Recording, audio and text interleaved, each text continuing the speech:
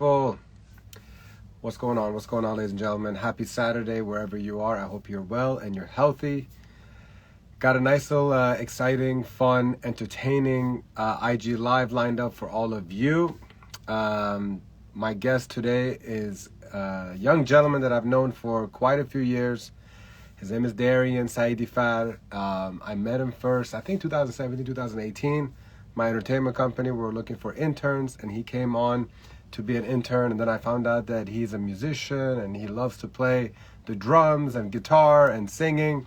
And I was like, well, listen, man, why don't you go ahead and, get on some of our gigs and let's see how you jam. And lo and behold, he was great from event number one.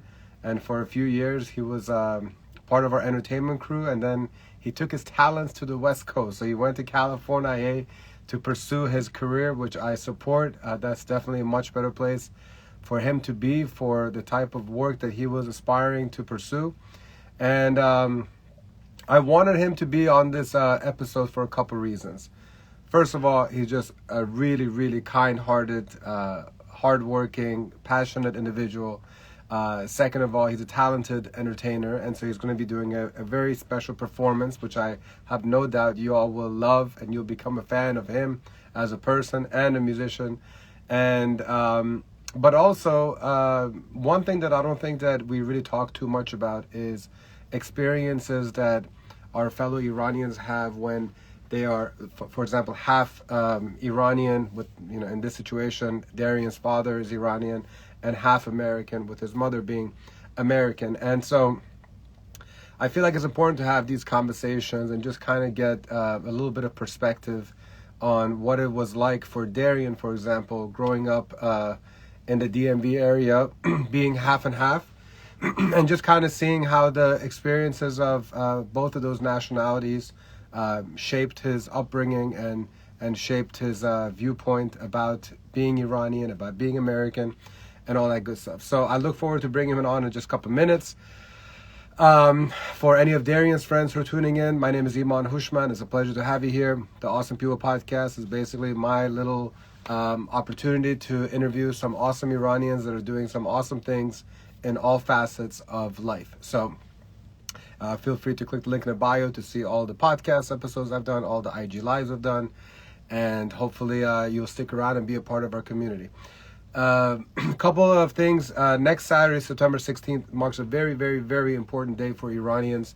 It is the 1-year anniversary of the brutal murder of Jina Mahsa Amini. Excuse me.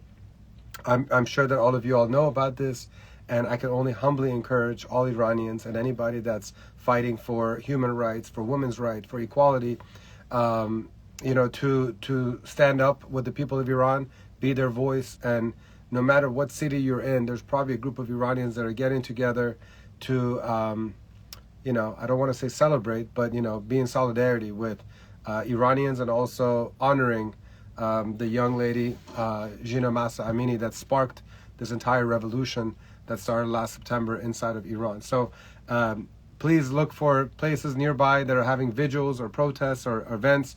It's a very, very important day, and would love to have as much support, Iranian and non-Iranian, as possible. In South Florida, in Miami, we are definitely having a vigil, a group of friends getting together, South Point Park, 7 p.m. Please be there. Vigil. We're going to do some poetry. We're going to do some music. We're going to do, we'll have pictures of some of the victims that have left us far too soon, and would love to have as many of you all as possible. I have a flyer in my posts, in my feed, with all the information. And then also, Barefoot in the Garden. Sorry about that. Barefoot in the Garden is what we are hosting, myself, Exclusive Entertainment, my sister, in South Beach on September 26th. It's going to be a great event, bringing together the South Florida community, entrepreneurs, business owners, neighborhood people, just awesome people, and good food, good drinks, good vibes, under the stars in our little garden. It's going to be a great event. More link in the bio, or link in the bio for more information. So hopefully, if you're in the Miami area, you'll consider joining us at Barefoot in the Garden on the 26th, and for Jina Mahsa Amini Day on September 16th, South Point Park. All right, let's go ahead and bring this young talent and good friend that I haven't seen in a long time, unfortunately, in person. He's going to So please help me give a nice little warm virtual welcome to Darien Saiidifar. Hello. There he is. What's up, Not Darien? too much. How you doing? Thanks so much for having me. Great. I'm loving the stash, man. I'm loving it. Thanks. Gotta carry the family tradition. That's great, man. I hope you're enjoying Southern California. You've been there for a year now, right? Yeah, been here for a year. You might see me start to sweat because we have about 90 degrees right here right now, and No problem. my family's been sending me photos of a hailstorm in Virginia. It's been happening the last 3 days, so. Um, but yeah, the weather is the biggest factor that brought me out here. So yeah, I'm loving California. Good. I'm glad you're enjoying it. I'm sure you're in your space there too. A lot more opportunities to perform. But before we, get people up to speed of what's happening in Darien's life now, for those who don't know Darien, tell us a little bit about your upbringing, where you grew up, and then the path that you took, being an artist and a musician and singer, all that stuff. Sure, yeah. So I did grow up in Northern Virginia. I'm from Chantilly, and I went to George Mason University. But I did all my school, all my growing up in Northern Virginia, and then finished at Mason with a degree in tourism and events management. And I finished that because I had an internship at Exclusively Entertainment, and that was my foot in the door. And then once the first FIFA World Cup event happened at then Tyson's Beer Garden. Uh, that was the your part where you're like, I hope this guy can play drums, and then that's when things exploded for for Exclusively Entertainment. I feel like, and so I had um, felt the energy right away. And I'm like, oh, I'm going to be a musician with you. I don't know how I'm going to be involved with this company. We tried administrative, we tried technician, let's try musician, third time's a charm. And just getting booked wedding after wedding for a percussion package. And so it's really, I've learned more about the wedding industry from those performances than school. I would say, just being in the experiences. But um, yeah, so that's how I got my start with Exclusively Entertainment, and growing up in the DMV, because I commuted from Virginia to Maryland. That was a first time thing for me. So I learned about a lot of Montgomery County by coming over there. And yeah, but yeah, I've always been a musician since uh, April something 2004, because I was 10, and my brother had brought home a drum set, and I was influenced by my cousin about 5 years before that, because I was five and so impressionable. And then not long after that, my neighbor in the cul-de-sac had an electric guitar, so I was just surrounded by music from everywhere. And it really I just felt the calling. I'm like, I have to do this, and it's just an endless quest. It still is, but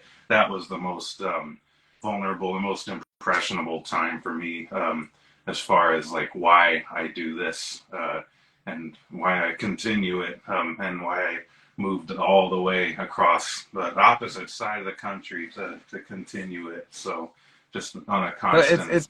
it's been in your veins for quite some time, like from the very, very beginning.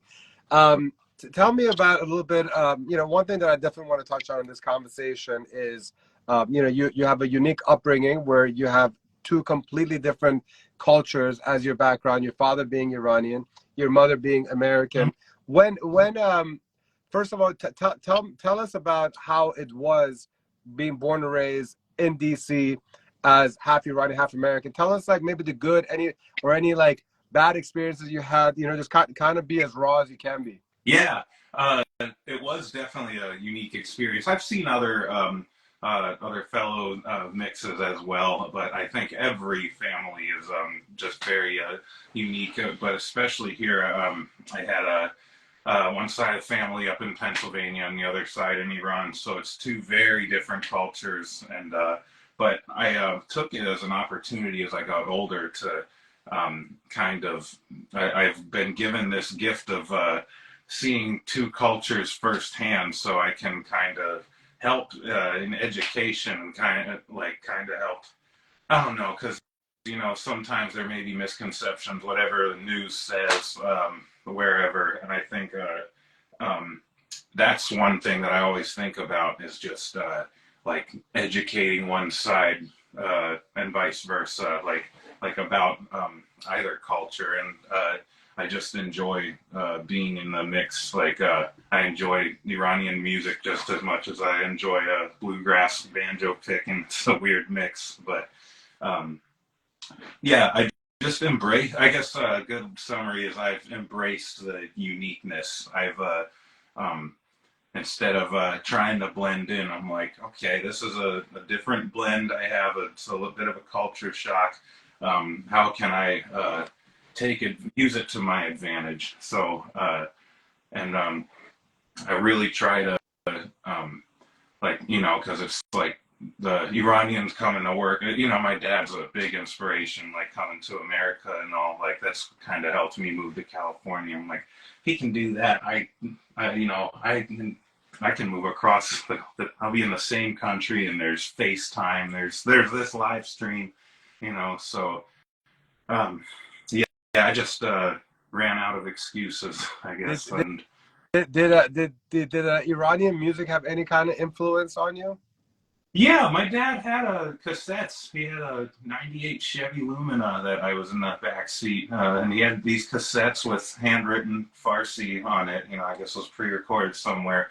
Um, yeah, if I heard the music, I could identify. I just can't. I just know of Gugush from that era, but I really couldn't tell you much else about it. But if I remember the tunes vividly, so if I went through those tapes and pressed play, I could tell you which ones I remember. And so yeah, I think ultimately it did have an effect. And I had gone to Iran before, and uh, I'd seen their version of MTV, so I was seeing what was popular in Farsi on TV over there, and yeah, and I still remember some of it because I'm always curious what they're listening to Now, over there. I'm very curious about your first experience going to Iran. How old were you, and like, what was your thought?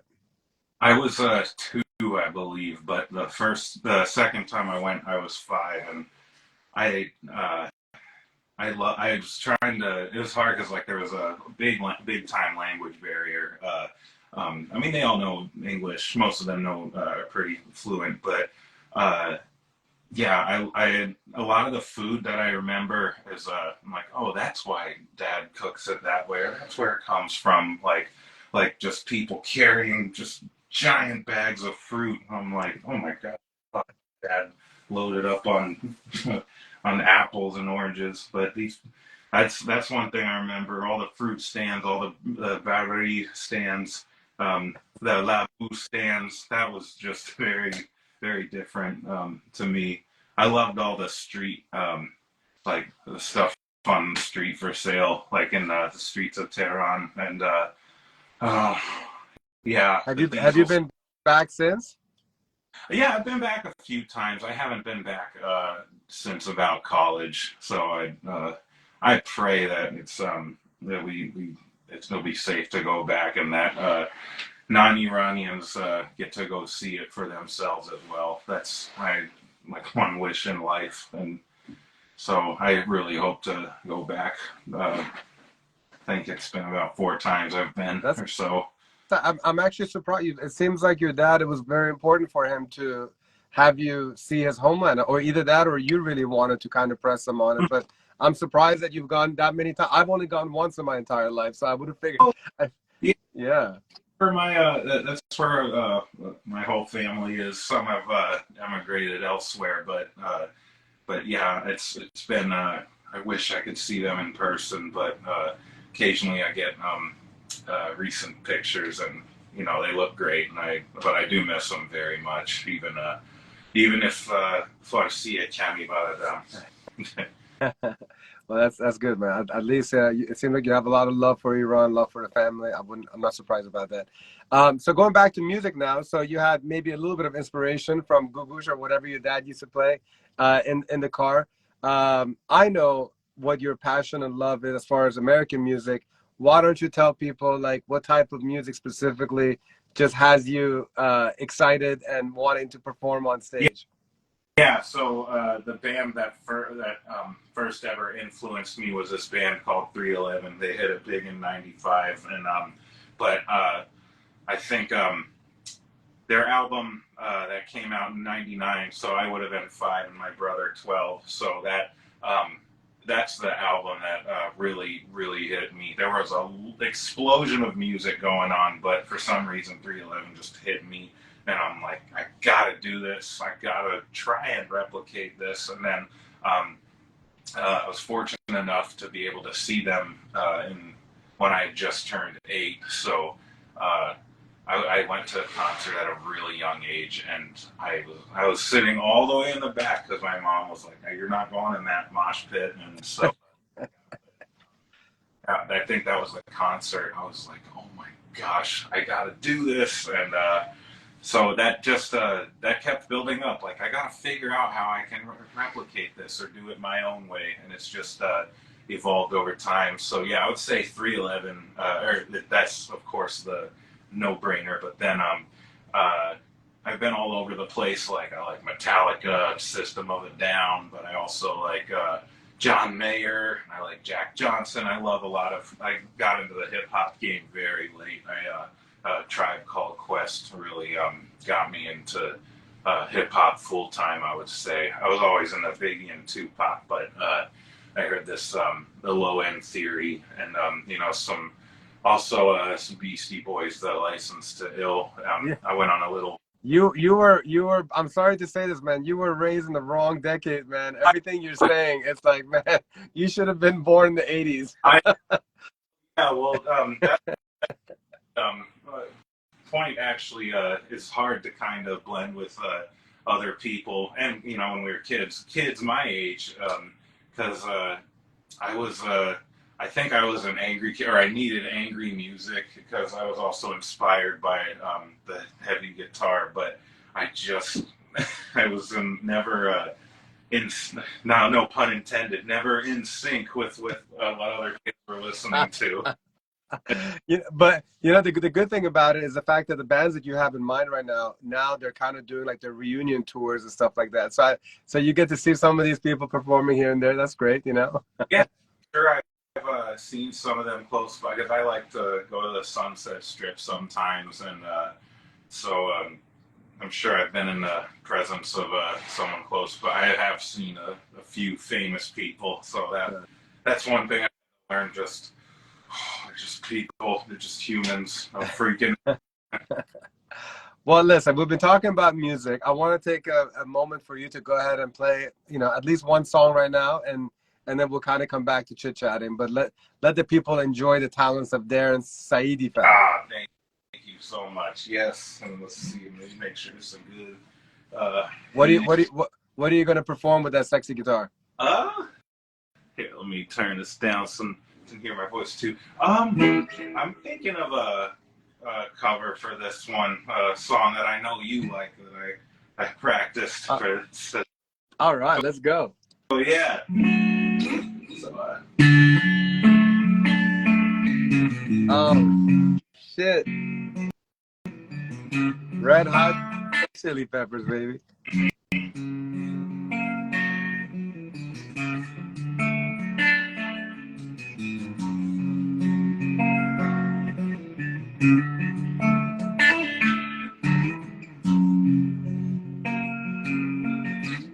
Sometimes I feel like I don't have a partner.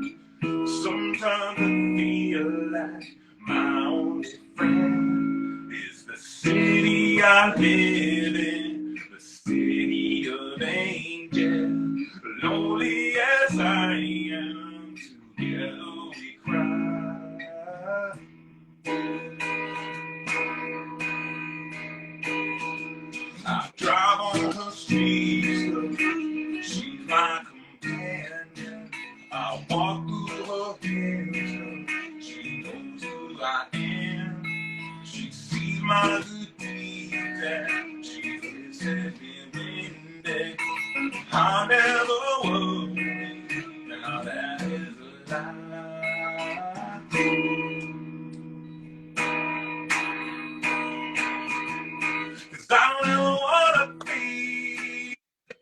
like I did that day. Take me to the place of love. Take me all the way, 'cause I don't ever wanna be like I did that day. Take me to the place of love. Take me all the way. Yeah, yeah.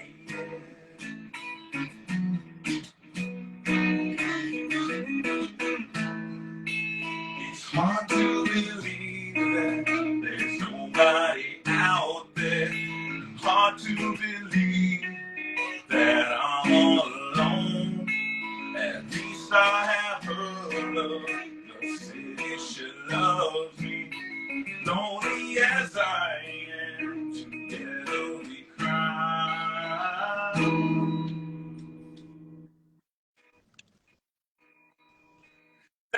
I wanna be like I did that day. Take me to the place of love.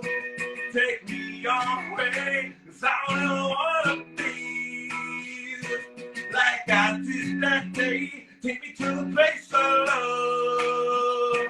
Take me all the way. Yeah. Oh no. Love me, I said, oh no. Love me, I said, oh no. One time, under the bridge downtown is where I drew some blood. Under the bridge downtown, I could not get up. Under the bridge downtown, forgot about my love. Under the bridge downtown, I gave my life away.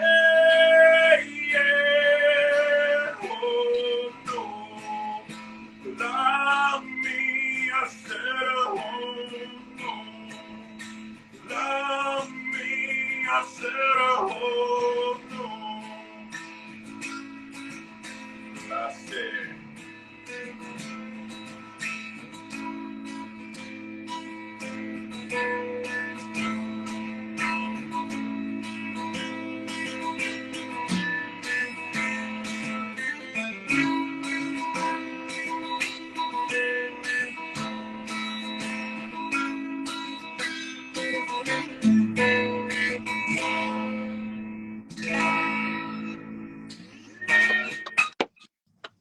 All right, all right. Everybody show Darien some love for that performance. Straight from the heart, Under the Bridge, Californication, one of the best albums. Yeah, that's right. Damn. That's a Blood Sugar Sex Magic, but Californication also. Oh, Oh yeah, you're right. That wasn't from that one. That's right. It's a different album. My bad. But yeah. Damn, dude, that was excellent, man. First of all, I really appreciate you even remembering that was one of my favorite songs. Yeah. And so you caught me off guard pleasantly, and I appreciate that very much. Of course, yeah. No, I have a good memory for that kind of stuff. All my memories just been based around music for networking. Oh, that's the guy that likes this song. That's right. So Well, that's great, man. Tell me a little bit about being in that zone that you were just in right now. Like, you can just tell when somebody is like performing for the love of the music, you know. And like, can you kind of tell people, take us into your heart and your head when you're performing like that?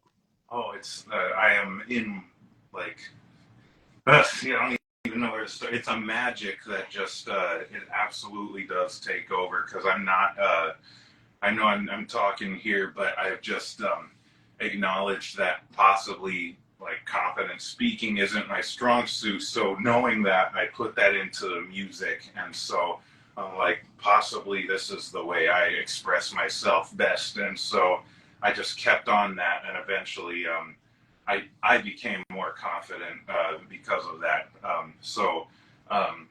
I think that's just what it's fueled by.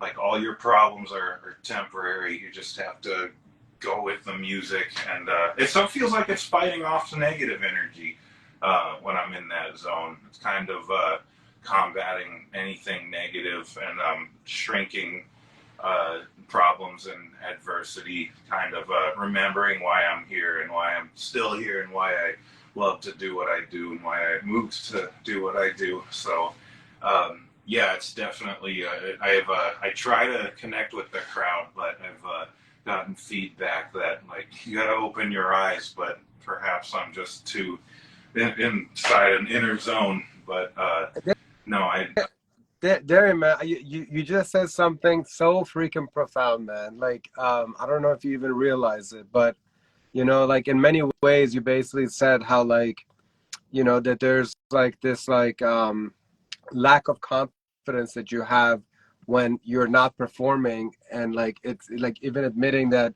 talking and stuff might not be the most comfortable form, but the moment that you strike that chord, you kind of enter a different universe where like you are like your truest self at that moment. That's where you are in your comfort zone.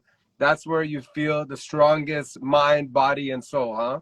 yeah, and you know, I also, like, with that same logic, like with exclusively entertainment, like whether I was Sam or Kia or Pedron, like DJing, like I was able to pick up. It's the other thing. I have no question about what's next because I know the trends. I kind of I have a sixth sense of what's going on. So like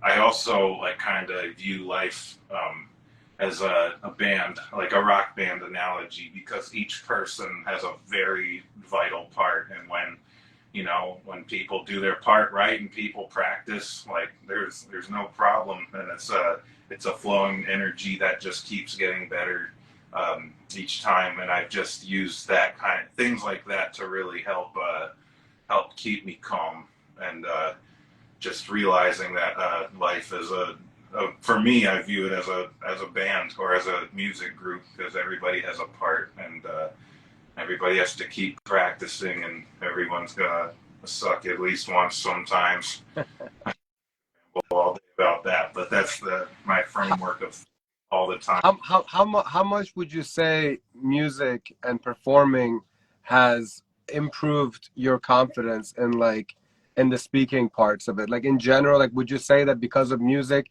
you've become a more confident person over the years? Yeah, I would say so, because I've had some more practice on the microphone in front of, especially at Tyson's Beer Garden. You know, Matt just kept having me back, and so yeah, I would say like just having being on a microphone in front of a crowd. I just step back and say like, okay, like, but how many of these people are comfortable to play guitar in front of a crowd, sing in front of a crowd? So I use that for myself sometimes too. Like like they wouldn't be confident with that. You know, you hear a lot of people say, "Well, I don't know, I don't have a musical note in my body," and so inside me, that's when I say like, well, I do. I have all the musical notes in my body. That's my go do that. And That's your so superpower, man. That's your superpower. yeah, and I always viewed it as a superpower that when I saw like anyone I idolized doing in that energy zone. So I always viewed it as a superpower, and I just turned it into a superpower like I imagined it as a kid, I guess. So, Darian, in closing, I want to ask one last question.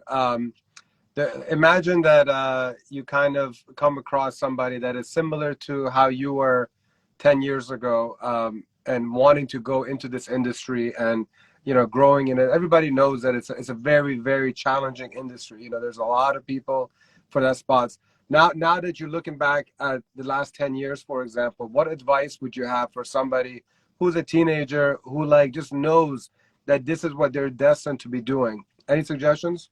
yeah, just start small as far as networking. Get to know some people. Always be willing to learn. I know it's hard for some people to think like, but not always. Always be open to being wrong and learning and saying like, oh, I didn't handle that correctly, because I feel like I'm exactly where I'm supposed to be, but I feel like if in some situations when I was 19, since I'm 29 now, if I said like, oh yeah, maybe I should step back and think of it that way, like kind of be okay with seeing every viewpoint as far as getting better. Practice with consistency. It's not overnight. I used to think it was overnight, or it used to seem like to me it was overnight. It's not. It's years. It's could be decades. And as far as getting better at your craft, um, if I'm trying to think, it really depends on I guess know the audience, because there's a whole different there's a bunch of subgroups of networks. Networking is absolutely important. I'm not sure who told me it, but I credit the whoever came up with the thing. Your network is your net worth. Mm-hmm. So What so you now look back at the past 10 years and you try to give advice on the past 10.